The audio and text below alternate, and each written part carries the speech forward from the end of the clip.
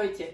Dnes sme si tu pre vás pripravili množstvo takýchto pomôcok s číslami a budeme si hovoriť o tom, ako naučiť deti počítať.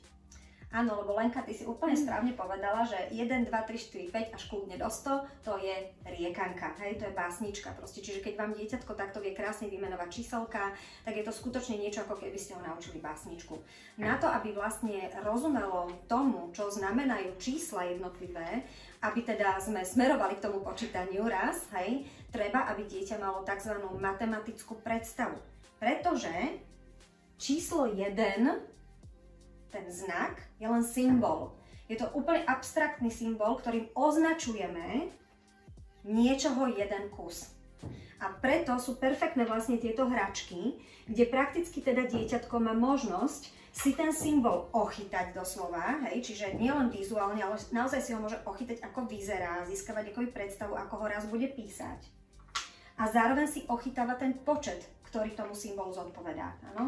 Čiže to 2 vyzerá takto. Je vždy lepšie, keďže sme vo fáze senzomotorického myslenia, tak je vždy lepšie nezačínať knižkami o počítaní, ale naozaj tým, že si to senzoricky naozaj ochytá to dieťa a zároveň manipuluje s tými 2 predmetmi, ktoré k tomu vlastne symbolu 2 patria. Tu plus máme ešte perfektné, že máme aj tvary. Táto zase skladačka je výborná v tom, že je tu nakombinovaný ten symbol. Potom teda dajme tomu, že tvar, hej, 1, áno, a tu niečo ako knižka, že vlastne to mám už len zobrazené, hej.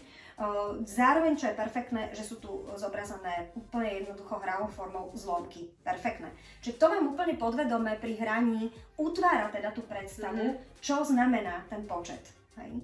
Potom tu máme také možnosti, toto už je vlastne trošku práve ako keby čítanie, hej, ale zároveň ešte stále je tá manipulácia.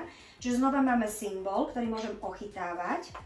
Dokonca máme na tom vlastne puzzle možnosť ísť prštekom po tej línii toho čísla 1. Čiže už môžem s tým prštekom vlastne predkreslovať ten tvar. Hovoríme, že to je trochu podobné ako kniha, že to vlastne môžu čítať. Ale je to interaktívna kniha, pretože zase manipulujem s tým a môžem to skladať. Ako náhle máte puzzle, všetky deti skladajú.